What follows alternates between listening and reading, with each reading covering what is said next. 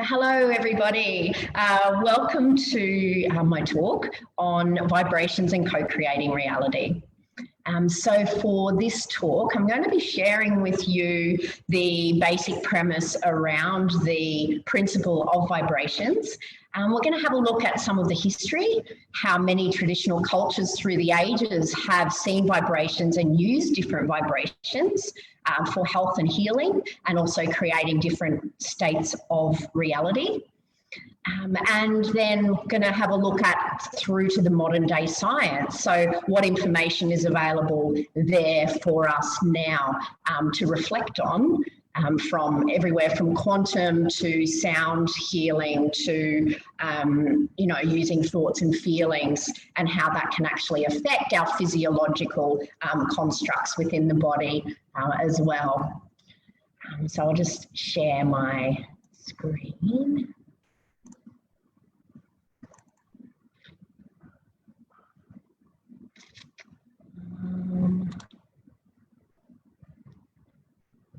Ready, please? Yes, excellent. All right, so for those of you I haven't met before, my name's Dr Niikee, Vitality Sage. You can find out more about me on my website, vitalitytime.com.au, or please feel free to reach out if you've got any questions, if you'd like the research papers or anything that I referenced during this talk, please feel free to reach out. At any time, I'm more than happy to share and discuss and to explain anything that you'd like a little bit more information on as well. And so before we start, I thought we would do a small practice to help to bring us into our center and into connection. So we know from the traditional mindfulness and practices in the Vedas that, and I'm sure other traditional practices as well, that when we focus on our heart space, we cultivate that life force energy. In traditional Chinese medicine, they say that the spirit resides in the heart as well. And we know from the more modern science, from say the heart math, and some of the earlier stuff that was done in the 80s as well, looking at heart resonance, that when we connect into this energy, we are connecting into those energy fields within everybody else as well. And we also know from vagus nerve theory, which is another talk that I'll be doing in the coming months as well, that when we move out of the stress response, so when we come into our center, we move out of that stress response, we are moving into what they call the vagal nerve response. And so this nerve is the 10th cranial. And what it does, to keep it really brief, because this isn't the topic of this talk, is it connects us to our heart, which is the center of connection, which also connects to the face. So our facial expressions can also determine how we have that connection with others. But most interestingly as well is that at the same time, it also helps us to connect in our frontal cortex, so to our thinking mind. And so literally when we're in a stress state, we can become disconnected to our thinking mind, which is why, we can, when we are really stressed, we don't think clearly. We come from that perspective, that hindbrain, that survival type of technique where we kind of, we're geared up to look for fear and danger rather than being able to think with clarity. So I'm going to share with you first this really brief and simple process to help to connect us into our ventral vagus nerve system. So if you're safe to do so, just closing down your eyes and taking a moment to bring your awareness onto your breath and just feeling into your breath. And as you do, allowing that connection to help to bring you into this very moment. So feeling yourself being present in the here and now. And if you can, starting to slow down that breath. Feeling that expansion or through your torso with each in-breath. And then that release and letting go with the out-breath. So as we're riding the waves of the breath, you might feel the body start to soften as the nervous system is signaled, the vagus is activated, that it's safe for us to relax. And then on your next in-breath, taking a really nice, long, deep in-breath as you can. And when you come to the top of the in-breath, releasing that breath. And then at the very end of that out-breath, pause. This also helps the energy move into the ventral vagus, which is that direct connection to the heart space. So again, as we breathe in to the top of the in-breath, and then breathe out to the end of the out-breath and pause just as long as is comfortable. And then with your next in-breath, breathing in again to the top of the in-breath. And this time on the out-breath, sighing on the out-breath. That sighing, that release also moves us into the ventral vagal.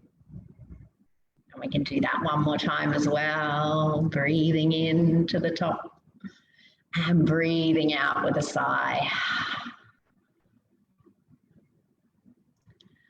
And then as you return to that lengthened out breath, you might see if you can connect in with the diaphragm. This is the muscle that runs across the bottom of the lungs. And as we start to relax and that lungs is able to reach a fuller expansion, you might notice your diaphragm starts to draw downwards. It's sometimes called belly breathing. What actually happens is as that diaphragm draws down, it takes up residence within the abdominal cavity. And so it appears that the belly is actually breathing as it's moving outwards. And so connecting in with that diaphragm with your next round of in-breath and seeing if you can allow it to extend down into the abdomen. And releasing out again with a sigh. So that action of drawing that diaphragm downwards also moves us into the vagus nerve system, and so helps us to relax and connect, but then also think with clarity as well. Just taking another round of nice long deep breath. And then whenever you're ready, you can bring some movement back, wiggling your fingers and toes, and then coming back into the moment.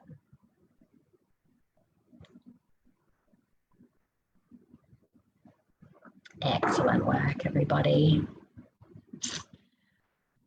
Okay, so having a glass of water if you've got some water around. So where do vibrations come from? So vibrations are a universal force that exists as energy frequencies within all matter. And that's matter whether it's in wave or particle form. And these waves radiate out into all of the space that exists within everything. It's also known as the ether or the Akash. So Akash in Sanskrit is the word for space. And so that even though that things appear solid and in a fixed state, they're always in motion. And it's this motion that's created by the subatomic particles, so the parts inside the nucleus of an atom. Their movement creates these waves of energy or these electromagnetic fields. Now, if you look at the diagram I've got here at the top, You might have heard of before the torus fields, what they talk about, our toroidal fields. And so everything has a toroidal field. Everything from each molecule has a toroidal field because of the movement of these particles, as does our desk, our computers, our phones, our cells. So our hearts have a very distinguished toroidal field based on the energy that it's expressing and the number of high energy particles that exist within this space. And we also have a toroidal field of energy. And so does the Earth, has her toroidal field, so does our whole entire universe.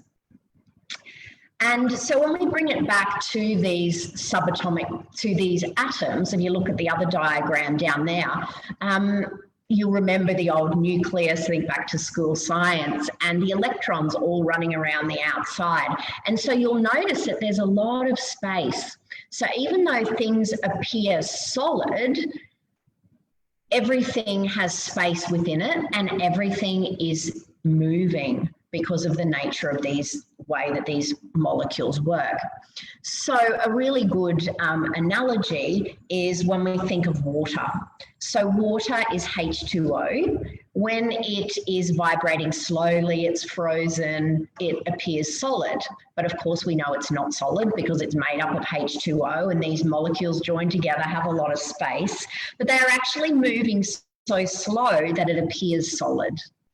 The same as our desks, phones, computers, everything that's fixed around us that appears fixed. Now, when we heat up this water, it starts to move a little bit more quickly, and it becomes liquid. And similarly, if we continue to heat it up, the molecules move even more quickly and it becomes gas. So it's still H2O, it's still these exact same molecules, they just appear in different states because of their rate of vibration. And so another word that we use for vibration is frequency. And so frequency just means, because when we think of vibration, we think of waves. And so frequency just means that how frequent those waves will pass a single point in a second. So when we've got longer wavelengths, we say it has a lower frequency because less of those waves will pass this point per second. If we've got the higher frequency, we've got a lot more of those little waves that will pass per second. And so even though the water as steam is beyond our capacity to see with normal vision, it is still H2O. It's the same as our energy fields as well. So we've got our physical, which we can see, we've got our liquids that are moving a little bit more fluidly, and then we've got our energetic layers that are created from our thoughts, feelings, attitudes, beliefs, all of those things that are in our subconscious basement. And so our energy fields are literally determined by the vibration of all of those things that are within our subconscious basement, which is why, you know, a lot of the therapies and different processes that we often do is to help to raise our vibrational frequency. And, you know, by clearing out our energetic basement, by allowing the transformation of some of these denser energy constructs, it actually allows us to hold a higher frequency. And then from there, this frequency that we hold within our energetic space draws to it its own likeness. So we'll talk a little bit more about that at the end. And so this is one of the other laws, the law of correspondence, as within, so without. So we are literally creating our environment by how we are vibrating or resonating within our own energy layers. And so everything that we experience is also due to vibrational patterns. So our 5 ordinary senses all happen by vibration. You may be aware of how we actually hear. So a sound or a type of communication happens from the resonance of our vocal cords, the vibration of a musical instrument, the movement through another medium quite quickly creates sound. And now this sound connects with our eardrum, which is obviously in the ear. That eardrum vibrates, and those vibrations move on to vibrate the tiny bones within the ear canal. And so these vibrations then send those signals to our brain for interpretation. The same way that our touch senses, our smell and our taste also operate through these different vibrational patternings, and the same with our sight as well. So light moves in waves, and depending on how the waves of those light are refracting off our rods and cones in our eyes, will send different vibrational information also to be interpreted once it reaches our brain. So our extrasensory feelings and insight as well is often received via different vibrations. Our thoughts and beliefs are also vibrational and have specific frequencies. So again, as we were talking about just before, even though we can't see our thoughts and beliefs, thank goodness, could you imagine the mess? You know, so they have specific frequencies and they do exist, but they're just existing at a higher vibrational speed than we're able to perceive with our usual 3D sense of sight. So everything is vibration. So what happens when we go even deeper? So what's happening inside the nucleus of that same atom? What's happening then inside the subatomic particles inside that nucleus? So the different quark and boson particles that go to make up this nucleus that exists inside every atom. So this is where it gets really interesting. And so quantum physics theorizes that there's the existence of vibrating strings of energy that exist within these subatomic particles. And it says that in essence, they are all the same. And then superstring theory goes this next layer and demonstrates that all matter is exactly the same, but becomes different based on the different rate at which it vibrates. And so these strings of energy exist within the subatomic particles within everything. So everything is literally a vibration. You know, when we're talking about these quantum theories and things like that, you know, these particles are way too small for us to be able to see. So we can only surmise through theories, through mathematical predictions, the way that certain matter behaves under different circumstances. We can only at this point still surmise what is actually happening at those really tiny subatomic types of levels. Now we're going to step back through time and have a look at some of the different concepts of vibration through history.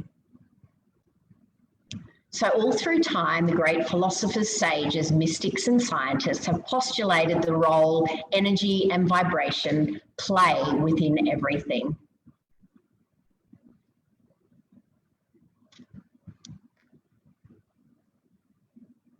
So dating back over 5,000 years, the ancient mystical, esoteric and secret teachings from the mystery schools of ancient Egypt to the great Greek philosophers, as well as through Vedic traditions in India, all share common themes with the immutable laws of the universe. For ancient Greeks and Egyptians, Hermes in ancient Greece and Thoth, their version in ancient Egypt, was thought to have written the first of these laws, and arguably the most common, I was just getting distracted by the other feed. These laws, and arguably the most important being the principle of vibration. So, and this principle of vibration states that, so this was all the way back in those times that motion is manifest in everything in the universe. Nothing is at rest. Everything moves, vibrates, and circles. The difference between the various manifestations of universal power are due entirely to the varying rate and mode of vibrations. And so this was written long before there was any scientific evidence. This is what they were learning from through the old mystics and the mystery school teachings that were shared in the great temples of those times. So traditional cultures, all the way back at 3000 BCE during the Sangam period in the Tamil region, the Aintrain ancient texts wrote about the Om sound, which is a huge wave of the ocean of the primal source. And so that sound creates the waves from source energy that moves on to create the universe. In 1000 BCE, the Vedic scriptures, so the Rig Veda hymns, describe what they call the Brahman. And this is the energy that underlies all of creation and exists within all of creation, inside, outside, and everywhere. It is seen as the essence of the entire universe. At 100 CE in Buddhism, the Mahayana Sutras, and also in Neo-Confucianism, some centuries later, they speak about the energy of the Buddha nature, and that is what exists within everything. And Li is seen as the underlying reason and order of nature, the basic pattern of everything within the universe. Now jumping forward to when the principles of vibration started reappearing again in more of a modern scientific context. And it started to appear in the 19th century, towards the end of the 19th century, with some of the early revolutionary physicists. So John Keeley was the first known to have written about these sympathetic vibratory physics. And this is a branch that he began to construct based on his findings. He writes about the interconnectedness of all things and energies. Sorry, excuse me. Pardon me. That all things are built from vibration, using the universal principles of vibration alone. And that all things exist by virtue of harmony among the vibrations that make it what it is. And that all things are intimately connected by this sympathetic vibration. I just realised I didn't put my headset on, so it's probably vibrating. Oh, that's hilarious. A bit of a faux pas there. It's vibrating that way. So I'm just going to pop this on so the sound quality at least will be better for the rest of the talk. It's hilarious. My talk on vibrations is vibrating off all the walls. All right, hopefully that's connected in now. All right, so the wonderful John Keeley wrote first. I've got quite a bit of his literature. If this is really resonating with you, do reach out and I'm happy to send you this information. In 1915, Einstein wrote that everything is energy and that's all there is to it. Match the frequency of the reality you want and you cannot help but to get that reality. It can be no other way. And he then went on to say, this is not philosophy, it's not spirituality, it is physics, plain and simple. Sorry, excuse me.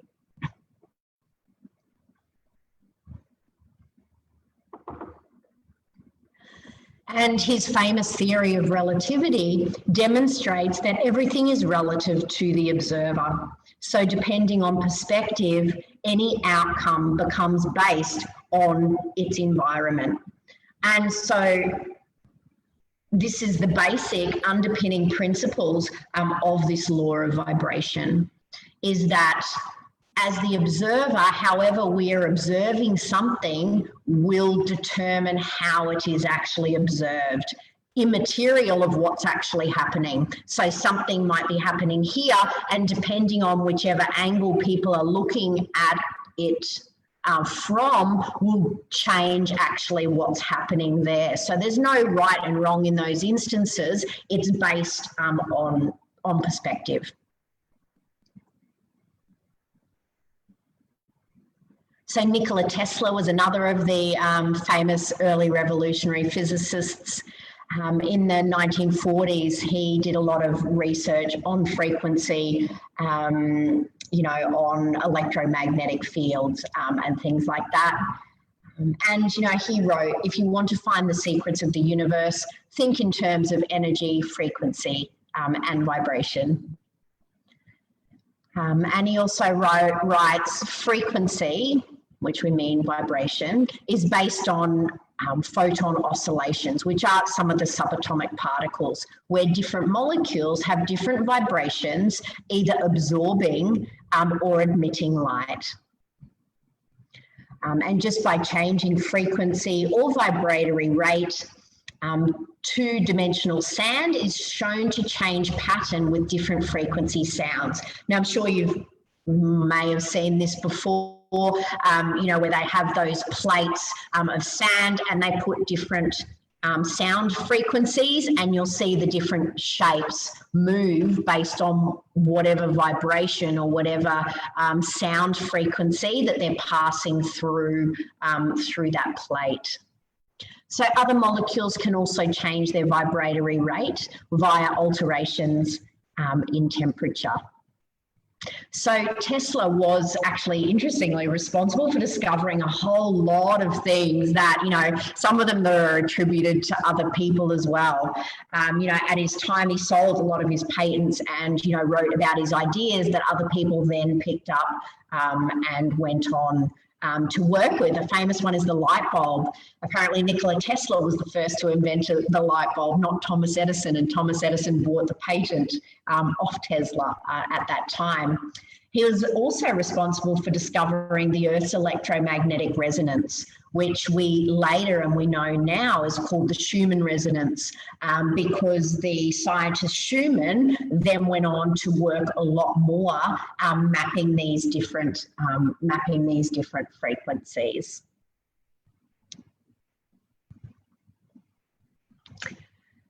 Now, as we continue to move forward in time, we have some of the metaphysics now meeting the quantum physics. And so philosopher Alfred Whitehead in the 60s wrote of a concept of actual entities. And so these he saw as spiritual atoms. And he writes of them as the ultimate units of reality, too small to be sensibly perceived. And they are created as momentary constituting subjects of experience. So basically what he's saying here is that through our thoughts and feelings during an experience, we are actually creating these spiritual atoms or these energetic frequencies. Edward Witten in the 80s was the first physicist to write about this string theory that I'd mentioned before.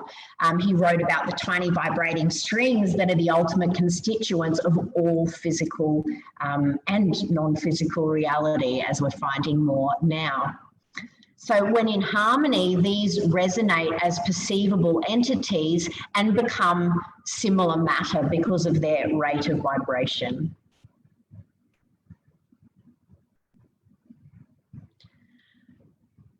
So the next thing I wanted to talk about is physical frequencies, the research that's about the energetics of specific emotions.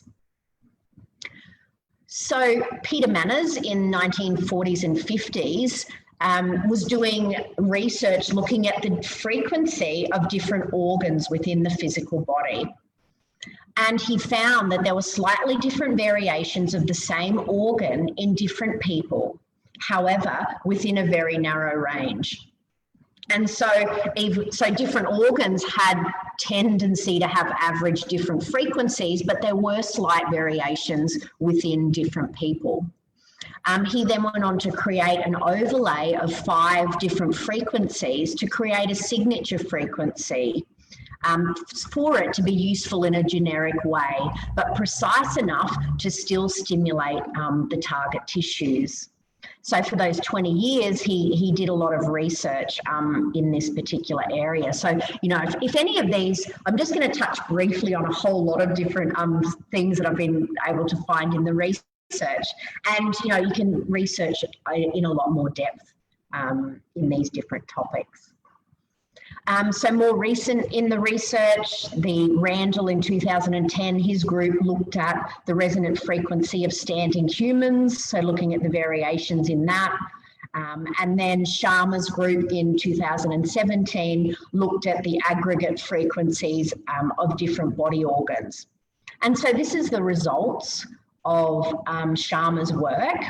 And what they found is that the different frequencies you can hear from the different organs in the body. And so you can see when that disease starts once a frequency reaches the lower part of the threshold. So basically, as the organs are going out of their normal resonance, they begin to start the disease process because the energy is not flowing adequately enough for those organs to function optimally and function the way that they should. And again, we've got the variation there in the organs because, as we're going to look at in a moment, different emotions can affect the harmonics or the frequencies of these different organs in the body. And when they did this research, they just took a whole lot of people and they didn't look at different aspects. All they did was measure the frequencies of the organs. So some of those on the lower end of the frequency, say if we look at the heart frequency, you know, it would have been interesting to have a look if the variation in the frequencies between the people, if there were variations, say, between their belief patterns in different areas. As well. So there's some more research on that a little bit later, but they didn't match it to frequency. They've just looked at different aspects of physiological function based on people's tendencies towards, you know, pessimism or more optimistic outlooks. In traditional Chinese medicine, they talk about the internal causes of disease stemming from imbalances in these different emotional aspects. So things like anger and resentment reside in the liver and gallbladder. Joy, interestingly, in the heart. So an imbalance in that affects the energy of this whole area. Anxiety, worry affecting the spleen or the digestion around that solar plexus area, we know from the Vedas. Sadness in the lungs, the sadness and the grief, and then also fear affecting the kidneys.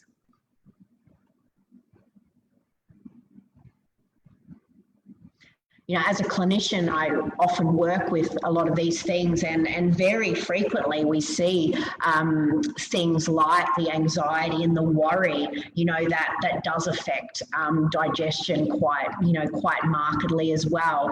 And, you know, that fear residing in the kidneys too. And, you know, we see that you know, when people do go into that shock and that deep fear, that they can do stuff like, you know, urinate and things like that. Anger, we see upsetting the liver all the time when people are intoxicated. You know, when they're heavily intoxicated, they can very easily turn into that anger. And this is because of that limit that then becomes to affect the functioning of that particular organ, which then throws out the energetic the emotional aspects that are housed within that particular organ as well. So another thing that you've probably likely heard of is solfeggio frequencies. So they're the different musical frequencies. We're just going to touch on some of the history of it because it's fascinating. I find it fascinating anyway. And if you're still with me at this point, there's probably a good chance that you find this sort of thing fascinating as well. So they're originally from ancient Egypt and in the Pythagorean teaching. So remember Pythagoras, the famous mathematician, where some of his formulas are still used today. He was actually a mystery school teacher, and he blended colour, sound and light with his mathematic principles, and also taught about sacred geometry. So there was these frequencies are a structure of music that explored scales and emerged to stimulate different healing experiences and alter moods. In 1000 Common Era, a Benedictine monk, Guido Desario, revived the ancient six-tone scale to the 6 ascending note syllables of the U, Re, Mi, Fa, Sol, La. I'm sorry if I'm probably tone deaf, so please don't judge me on that, but just so you get an idea of that raising scale in the frequency. Physician and herbalist Dr. Joseph Puleo in the 70s documented 6 electromagnetic sound frequencies corresponding to the 6 syllables from the hymn to St. John the Baptist. And it was during this process that he was opened and intuited a greater vision of the deeper relevance of these musical notes. And this is the information that we have today, the different frequencies of these notes and the different corresponding feelings and emotions and thoughts. And you can see as well when we're looking at that lower vibrational frequency, we're looking at the emotions as we look through the chakra systems as well. So the teachings from the Vedas talk about, we have this guilt and the fear in the lower chakras, the solar plexus, the facilitating change, and, moving up through that connection of relationships, expression, and returning to spiritual order as well. So you can see how it's all very much interrelated. You might have seen this one as well. This is Dr. David Hawkins' map of consciousness, where they've looked at the lower frequency of different emotions, and as we move up to the higher vibrational frequencies, the love, joy, peace, and enlightenment, which interestingly are seen as much more expanded. And, we know that as well from meditation practice, that stress and constriction keeps us away from our true nature, which is that expandedness. And it's in that expandedness that we can connect to those energetic fields and to our spirit self, our higher being as well, when we're in those more expanded states. And so when we're more frequently in these higher vibrational emotional states, that also helps us to stay more expanded and to be in closer to connection with that greater reality as well. So the energy held in water, you've likely heard of as well. So EMOTO'S work with the frozen crystal photography. So you've probably seen this before, where so at first what they did is they collected water from different areas, so from clear streams, polluted streams, and at different times of the year, and they froze the water crystals, and on thawing they took photos of the structure of the water crystals. And what they found is it differed depending on where the actual water came from.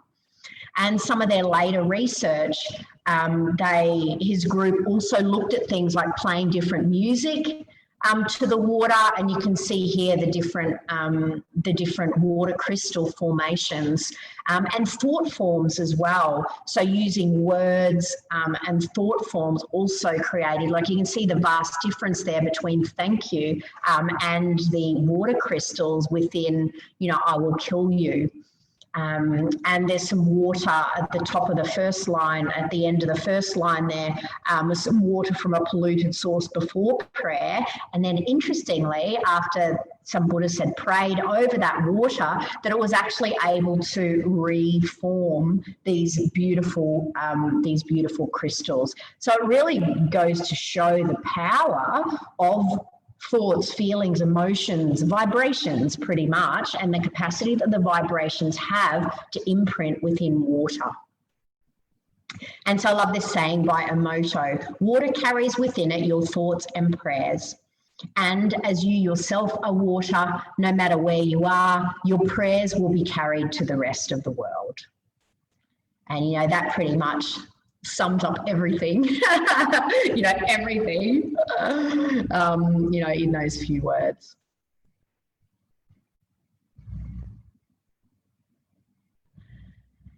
And so Dana Tomancino in 1997 did some research at the Heart Math Research Centre, looking at water's capacity to store and amplify energy.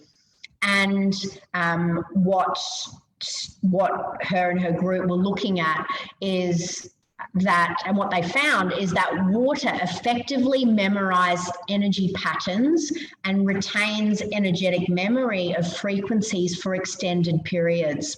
And this is how things like our vibrational medicines and remedies like homeopathy and things like essences, flower essences and things like that work, because the energetic imprint is held within the water. And then when that is introduced into the physical system, it is introducing a more harmonious energetic vibration to help to bring back into balance where the disharmony is existing within the physical, within the energy layers of, you know, of our being. I really love this other part of the experiments they did, and what they found is that by putting a glass of water across the room, they sent heart coherence, so they sent heart energy to the water, placed at a distance, and they were actually able to measure the change in the frequency of the water between when the water was just sitting there and when it started to receive this heart energy, which is just beautiful. So if communication carries vibration, water holds vibration, and our body is almost 2/3 water, what do you suppose happens when our environment, either internal or external, is surrounded by different frequency energies? You know, yeah, it completely, you know, shows how receptive we are to thoughts, feelings, and energy as well. And it's not just, you know, energy outside of us, it's also the self stories, you know, the putting the self down, having, you know, not accepting just all of ourselves, you know, perfectly imperfect. I love that, you know, and it's, you know, allowing yourself to be who you are and accepting what is, allows this much more harmonious energy to be cultivated inside, and then which then goes on to reflect on the outside as well, because of the nature of how energy works. Some other interesting work, I'm just going to skip to that second point there, because in the 1800s, Ernst Chladni was the first one that noticed and documented the existence of these different patterns. And so what they did was throw sand on a brass plate and then used a violin bow at different frequencies, so striking it in different ways, and produce these different geometric patterns. So they're actually called Chladni figures because Ernst was the first scientist that documented these different patterns, which you can see down the bottom of the slide. John Reed in the 90s developed a thing called a cymoscope, which is an instrument that to help us to be able to see 3D sound structures. And so this cymoscope reads these vibrations, which happens as the sound is transferred from the movements between the colliding molecules. So as the molecules collide, the sound is then transferred and creates the geometric pattern when it encounters the membrane of the different molecules and then leaves a vibrational imprint. And so this cymoscope then reads these particular vibrations. And so here we have a picture. If you go onto the website here, Cymoscope, if you're interested in that, there's heaps of pictures of lots of different things that they've taken with the cymoscope energy. I just wanted to share with you, this is a cross-section of DNA using that cymoscope, so you can see just how much energetic movement is happening within these really small particles. And this one, I love this picture as well. This is a sonic bubble of energy around a played violin. And so rather than, you know, we typically see sound vibrations as waves. We think of them as waves, two-dimensional waves, but in fact, they're actually moving three-dimensionally, you know, which is no surprise. So they're actually, the waves move in a spherical pattern, not linearly like we talk about in theory.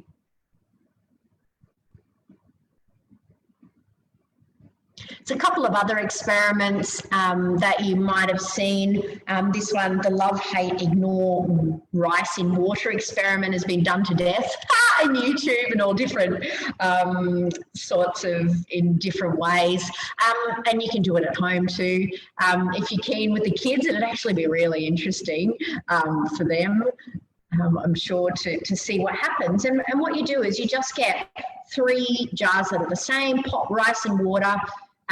You walk past one and give it love and appreciation. You hate on the other one, and then you just pop the other one in the corner and totally ignore it. And over time, this is actually what happens. And so the only difference in that rice was the energy that was being sent to it. And interestingly, you can see the love, it's only, you know, after a few months, it's just starting to get a little bit of mildewy scuff. The hate one is completely festering. And interestingly, the ignore one is also nowhere near as much as the hate, but, you know, that's another, you know, another level of awareness there as well. When, you know, things can be ignored, when we, you know, when we avoid, you know, different situations in our lives as well. So I love that one. It's just, it's how it is, that this is what happens when you do this simple experiment. The other one, at a time check, all right, so the bullying plant experiment. So this one was actually funded by IKEA, and they did it in a lot of primary schools over in America. And so what they did is they got 2 identical plants, they put them in glass cabinets, they had the exact same conditions, the same temperature, the same amount of moisture, they kept all of the other variables the same. One plant had repeating compliments played through a speaker, and the other one on the other side of the hall had bullying played through the speaker to it. They also encouraged the students to participate, to be nice to one plant and to be mean to the other plant. And over time as well, this is what happened. And, you know, it's such a beautiful representation and such a strong learning experience for children, so that, you know, they get that deeper layer of understanding about how the effects that how they treat others can have as well. Another saying by Emoto. So water is the mirror that has the ability to show us what we cannot see. It is a blueprint for our reality, which can change with a single positive thought. And all it takes is faith if you're open to it. That's beautiful. Oh, wonderful. So if you do have any questions, please send those through, and I'll have a bit of a look at those later. I've kind of lost it on this other feed now. So what I thought we'd do is take a little break. So take a stretch if you want to take a stretch. What we're going to do is just have a really nice example about how we can easily change our own vibrational frequencies. And so if you're safe to do so, closing down your eyes and taking a moment to bring your awareness onto your breath.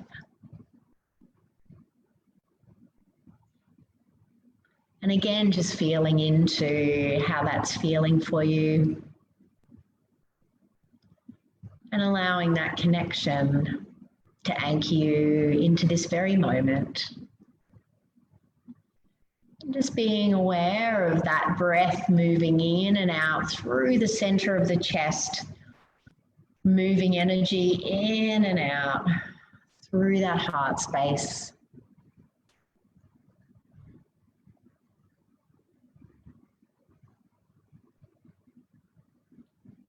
And now bringing to mind anything at all that helps you to feel feelings of gratitude, joy, appreciation. Anything at all. It may have been something that's happened already today or in the last few days. Is anything at all that you really feel grateful for?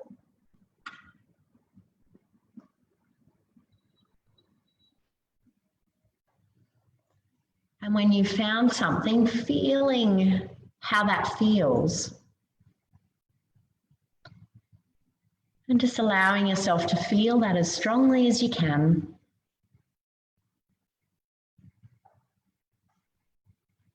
Feeling that as you're breathing in and intensifying that feeling as you continue to move that breath in and out through that heart space. And bringing that feeling into your heart space as well now. Using that energy to activate that heart space.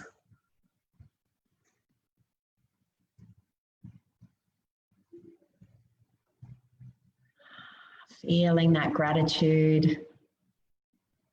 Feeling that joy. And feeling that appreciation as strongly as you can. It's allowing yourself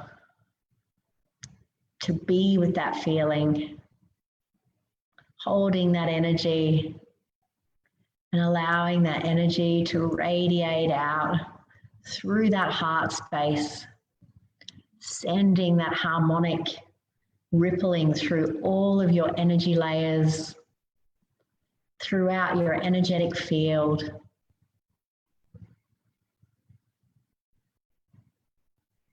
Really feeling those feelings as strongly as you can, imprinting that field,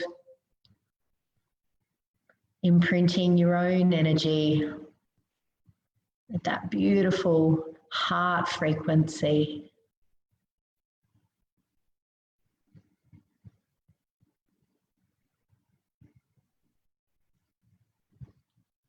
Just going to hold it for a couple more breaths.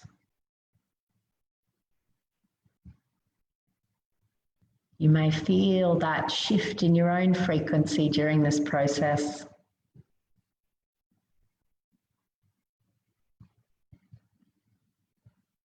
And when you allow yourself to be in the state more frequently, it begins to create that harmonic as your vibrational frequency.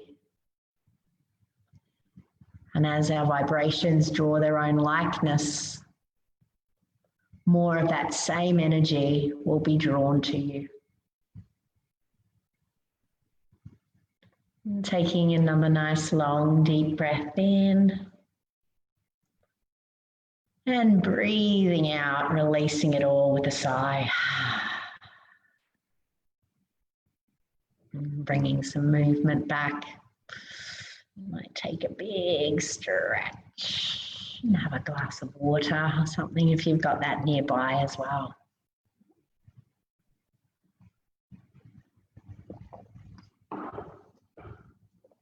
Yay, well done, everybody. So for this last part, what I wanted to do with you, was share with you some of the information in the research about modifying frequency and how that can create harmony within both the physical, but also in different mental and emotional aspects as well. So firstly, I wanted to talk about the empirical use of sound. So empirical means traditional, so how sound has been used through traditions. So religious traditions around the world touted the power of vibration of divine sound in healing, spiritual growth, and dedication. So things I'm sure you've all heard of, like prayer or mantra. It is the vibration of the actual sound that affects the change. The actual word of the Saraswati, the goddess, or Jesus Christ is also said to have a specific vibrational imprint. The frequency of different tones, musical notes, and other sounds have been used traditionally to induce a variety of feeling states. Different frequency sounds are used in traditional chants of the Tibetan monks, the Gregorian chants, African and Australian Aboriginal music are used to calm or excite, to motivate warriors, and also to induce relaxation when necessary. In the 1950s, a gentleman by the name of Hans Jenny developed what's called a tonoscope, and with that, he was able to show that this is really interesting, that the pronunciations of vowels in ancient Hebrew and Sanskrit actually caused the sand to take shape of the actual writing. So how these vowels are written, the symbols that they use in Hebrew and Sanskrit are created in the sand by the pronunciation of those words. So this is showing us that these words do hold a specific frequency. And he wasn't able to map this same energy with modern types of languages. In the Bible, there's lots of different references to the use of sound. In the book of John, it's in the beginning was the Word, and the Word was God, and it was that Word that brought the universe into being. In Exodus, it's written when the voice of the trumpet sounded long and waxed louder and louder, Moses spoke, and God answered him by a voice. In the book of Samuel, David drove the evil spirit lodged in Saul by playing the harp. And in Revelations, John hears in the beginning of his vision a great voice as of a trumpet, which allows him to be in the state to receive the message.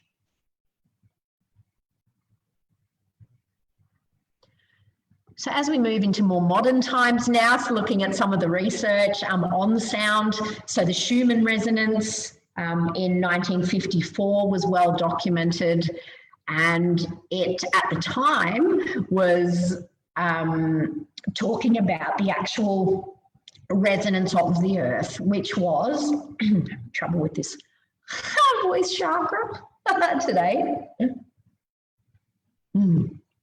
Must be because the sun's not shining. It always throws me out a little bit when the weather's gloom. All right, so at the time of the research, the Earth's vibrational frequency was between 6 and 8 hertz, and it was said to be the Earth's heartbeat. And this generates natural healing in living things at this particular rhythm. All biological systems resonate at that same frequency as the Earth energy, and it is the same rhythm that's produced by the alpha waves in the brain during meditation, relaxation, and creativity. If you've been keeping up with the research on the Schumann resonance, it has been spiking. Like the Schumann resonance is so much more quick. I was going to go quicklier.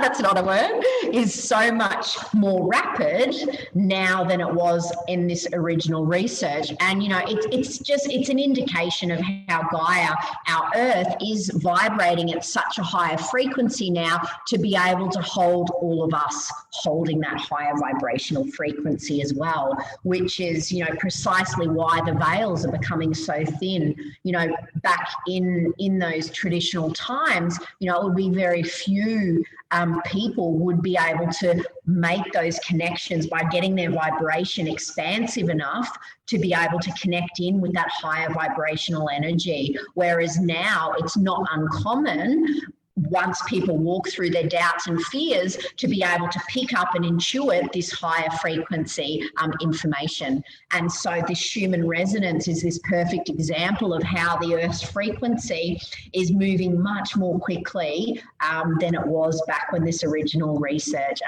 is done. So if you're interested in that, do have a bit of a search around about that. It's really fascinating.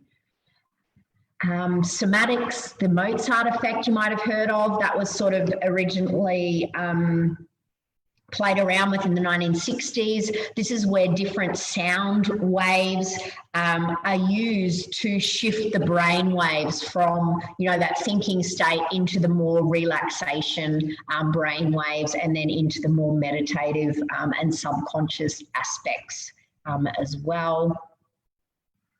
Cymotherapy, Dr. Manners, in the later part of the 20th century, did some research and created a vibrational device that was designed to treat different bone and muscle injuries by creating the harmony that's required to stimulate healing within these different tissues. Set field theory, this is really fascinating as well, looking at the different photons and phonons, so these subatomic particles. So the research was started, you know, a couple of decades ago now, the way the time flies, by Anthony Fleming and an Australian woman, interestingly, Elizabeth Bauer. And what they're looking at is the biophotons as binding agents between electrons and protons within atomic structures, and how these as vibrational energy sit next to these biophotons within the biology. They also look at how sound creates structure, just as the biophotons use the structure to communicate within the entire organism. And they also demonstrate how precise frequencies control DNA replication, which is fascinating within a living structure as well. They've also looked at how sound frequency promotes tissue healing, and it's really adding on to a little bit more tangible information onto this quantum physics unified field theory, so that interconnectedness with everything. So there's more current research in applied sound.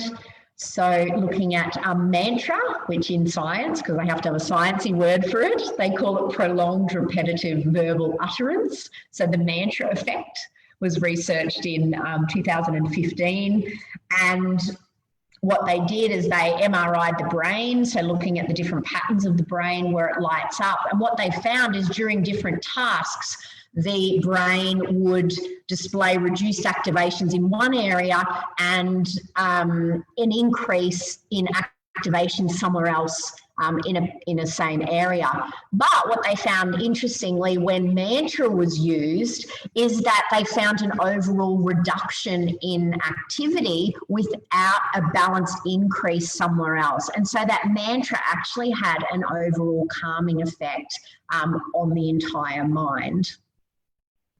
This other research study by Borman and Thorpe in 2018 looked at sacred word repetition in PTSD and insomnia. And what they did is they got the participants to choose a sacred word based on their own beliefs. So whether it was a prayer word, whether it was a spiritual word, whether it was a Buddhist word, you know, anything like that, but it was a word that was personally selected with a spiritual reference by the participants. And they found benefits in the concentrated focus and mindfulness. So it actually helped them to have less of that post-traumatic stress. So they were able to be more calm and balanced when they were using these particular self-meaningful words. This other research on singing, there's actually quite a lot in the literature. I just picked some studies just to give you a good overview of what, you know, is available out there. So singing research came in 2018, looked at changes that were induced in neurotransmitters and hormonal systems in the body by singing. They found an upregulation of oxytocin, IgA, so immune particles, and endorphins, which indicate improvements in immunity and happiness as well by singing. Other things we can use to modify frequency is colour. So we know that colour has a specific wavelength as well, or a specific frequency. And so what we can do is use specific colours based on their frequencies to induce a change to help bring back into harmony something that may be out of harmony. And so as you can see here, red's the lower vibrating frequency, so the slower frequency, moving up to the faster vibrating frequency up to purple. So again, it's in alignment with what they teach with the chakra systems and the Vedas. So Richard Gerber writes a lot about different types of vibrational medicine. So he's kind of seen as an expert in the field. And he says that this vibrational medicine is an evolving viewpoint of health and illness that takes into account the many forms and frequencies of vibrating energy that contribute to the multidimensional human energy system. Vibrational medicines, like I touched on before, things like flower essences and homeopathy can be used to augment or bring back into balance disharmonious vibrations within energy layers, so thought forms, beliefs, attitudes, things like that. Different energy healing as well, even using things like the heart congruence, which we did just before. You know, if you haven't done that before, I encourage you to tap into that heart energy, you know, and use that. And it's like anything, it's a practice. The more often that you do it, the easier it is just to slip back into that energy. Acupuncture, I had to share this as well. This is really fascinating that I found how acupuncture actually works. So in this research done by Dr. Shu Yinlo, so looking at the biophysics of the actual acupuncture points, and what they documented was that there were water clusters. I've actually got it on this next slide. So this disorganized pattern is how they are sitting when there is some type of disharmony within that field. And then when they pop an acupuncture needle or electricity or acupressure to the point, it actually moves into this pattern, this first pattern. So it becomes much more in alignment. And when it does, it sends that vibration to the organ to connect with the water clusters within the particular destination along that meridian. And bioresonance is another thing that you may have heard of. So that's computer-generated frequency that's used for healing and relaxation as well. So they're all functioning on different but same sorts of principles based on the vibrations.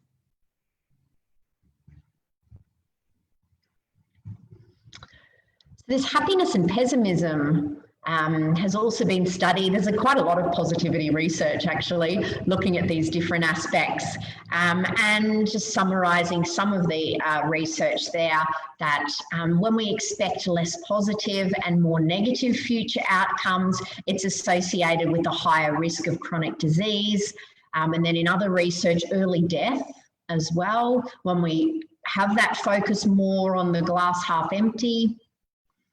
Dispositional pessimism, so that means a tendency to see the glass empty most of the time, has been shown to correlate with higher levels of inflammation and also shorter telomeres. So our telomeres are the caps on the ends of chromosomes, and each time our cells replicate, these telomeres have the potential to get shorter. And as the telomeres get shorter and shorter and shorter, that indicates longevity of whatever that tissue is. And so it was shown to have shorter telomere lengths when people tended to be more pessimistic. So this predicts early death as well, because these telomeres ultimately protect against this DNA damage. So the more the cells are replicated, the telomeres can vary in length. And so, you know, trying to avoid this dispositional pessimism can, you know, benefit our longevity and our capacity to heal and regenerate as well. This other study in 2018 found that happy older people live longer. So there was reduced death from all causes. And this other research study, this last one here, that positive self-perceptions of aging also increase longevity. So people who felt okay about the aging process and just go with the flow increases longevity as well. I think last research to share for this session is this. This is really interesting, so I wanted to share it as well. Looking at the social responses to disease. And so this particular study looked at, so typically inflammation is something that happens in the body when there's a physical injury. But this particular research showed that inflammation can also occur from injury to the symbolic self. So sources of stress like social isolation, prejudice, early adversity and abuse, low socioeconomic status, among many others, is also shown to stimulate inflammation, and these effects can be persistent as well. Conditions of stress, including loneliness, social exclusion, and poverty, were found to downregulate antiviral defenses and also upregulate inflammation. So transcription is how the DNA signals to produce those responses within the body. And this study also talked about another study where they looked at eudaimonia, which is happiness from the perspective of well-being versus happiness from the perspective of pleasure. And it was found that the well-being type of happiness was consistently linked to reduced negative effects on this transcription, while pleasure-seeking had mixed results. And I guess that was probably related on to whatever the specific activities were, and if that had positive or negative effects within physiological function. And so closing the loop. How we choose to live, think, and breathe creates our energetic frequency. Our environment and our reality become a product of these energetic imprints as we're constantly sharing with our own energetic field. So when we think about everything's vibration, including our thoughts and feelings, whatever's happening more within us creates these imprints, these energetic imprints within our holographic field. And it is these imprints that become in our holographic field or our energy layers that draw to us the experiences that we need to evolve. And that's why it happens. Because life is for the purpose of our evolution. And so as we are sending out the signals in our field for the experiences that we need to be able to grow and actualize, these are the experiences that are magnetized to us based on the energy that we're holding within our subconscious basement, which is our energy layers. So it's that when you look at the iceberg, you know, we've got our little, you know, maybe 10% of our conscious awareness, and the rest is our subconscious basement, which is that, you know, that space that exists in and around us everywhere. I'll just take a breath, that's big. Give you a minute to absorb that.